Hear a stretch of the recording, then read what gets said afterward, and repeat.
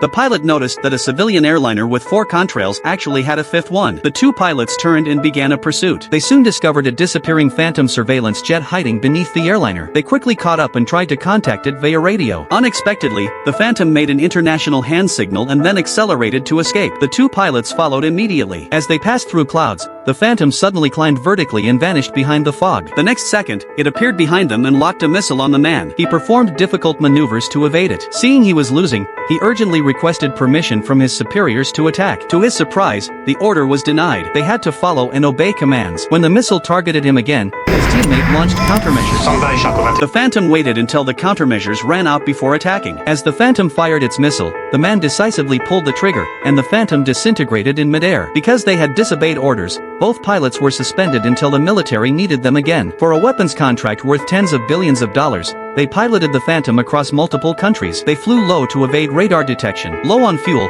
they found the refueling plane had fallen into the hands of terrorists. They were forced to make an emergency landing at an abandoned airport. As soon as they landed, armed men surrounded them. The female pilot was knocked unconscious and abducted. Although the terrorists controlled the Phantom, no one could fly it. They forced the man into the cockpit, trying to get him to reveal its secrets. The man suddenly accelerated the jet to flying low.